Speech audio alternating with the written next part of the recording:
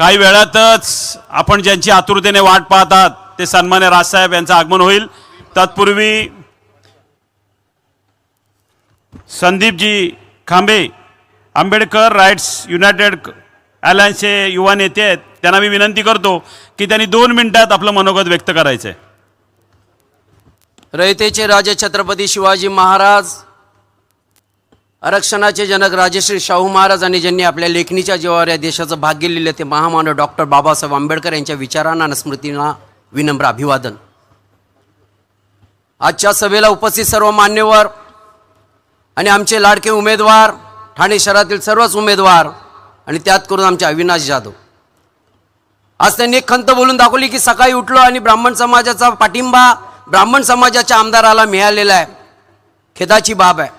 पण अविनाशजी, आम्ही ठाणेकर आणि हा महाराष्ट्र तुम्हाला एकटं पडू देणार नाहीये। ह्या पटांगणामध्ये सर्व जाती धर्माची लोक बसलेली आहेत। इथे मराठा आहे, ओबीसी आहे, एससी आहे, एनके आहे।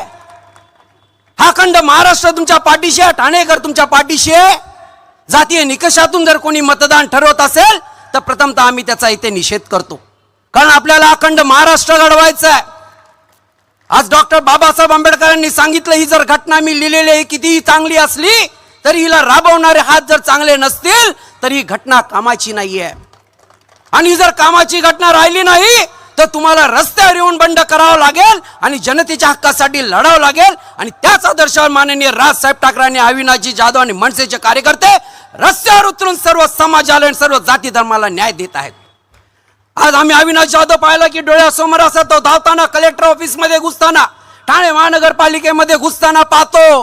अरे जनतेचे प्रश्न सोडवताना पाहतो, कुणाचे पैसे अटकलेत, कुणाला फसवलंय, कुणाला स्कीम मध्ये फसवलंय। रोज त्या अविनाश जाधवच्या त्या कार्यालयावरती गर्दी असतात। या सर्व सामान्य जणांचे प्रश्न सोडवणारा अविनाश जाधव आणि त्या मनसेसारख्या उमेदवाराला जर का आपण निवडून दिलं नाहीत तर केवढा मोठा अपराध आपल्याकडून होऊ शकतो।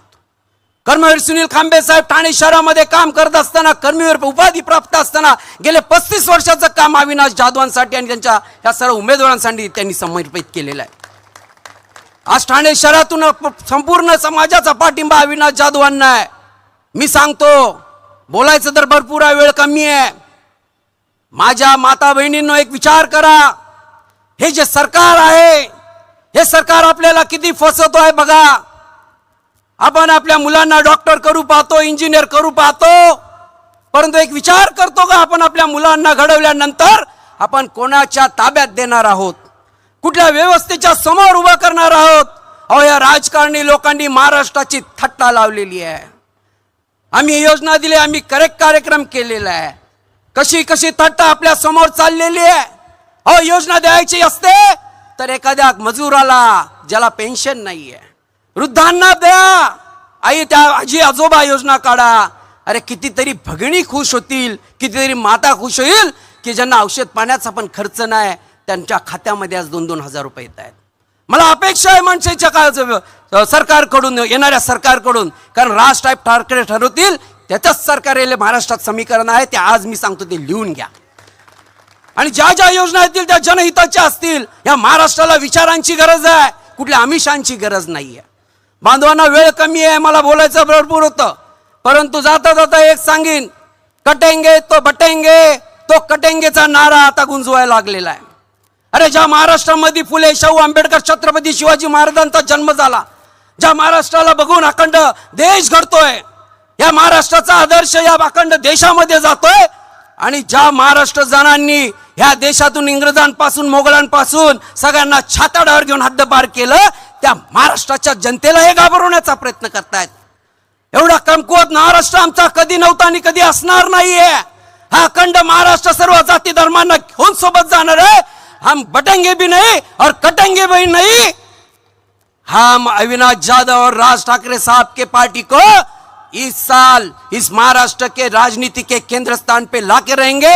इतनी हम आशा और उम्मीद देकर मेरे बोलने की संधि दी सभी आयोजकों का आभार व्यक्त करता हूँ। आणि भीमशक्तीच्या पाठिंब्यासहित, मनसे शक्तीच्या पाठिंब्यासहित येणाऱ्या 20 तारखेला प्रत्येकाने आपल्या घरातून 100 मते आपल्या वस्तीतून घेऊन जायचे। शर्मिलाजींचा मला खूप आदर्श आहे। शर्मिलाजी ठाकरेजी जेव्हा आल्या त्या मनोरमा नगरच्या झोपडपट्टीत गेल्या. अरे स्वतःचा मुलगा निवडणुकीत उभा आहे, तास आणि तास, मिनिटं आणि मिनिटं महत्वाचा असतो, पण आपल्या मुलाच्या प्रचाराला न जाता आपण उभ्या केलेल्या कार्यकर्त्या माझ्या लेकरांच्या प्रचारासाठी ती माऊलीत वसाहतीमध्ये जाते. ती खरी जिजाऊची लेक आहे, ती खरी सावित्रीची लेक आहे. आणि अखंड महाराष्ट्रातल्या महिलांनी शर्मिलाजींच्या पाठीशी उभं राहून यावेळेस माणसाच्या शक्तीला निवडून आणून आपल्याला इतिहास घडवायचा आहे, ठाणेकरांना इतिहास घडवायचा आहे. जय भीम, जय महाराष्ट्र.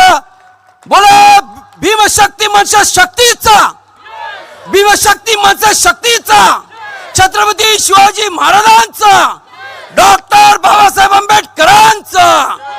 जय भीम, जय प्रबुद्ध भारत. धन्यवाद संदीपजी.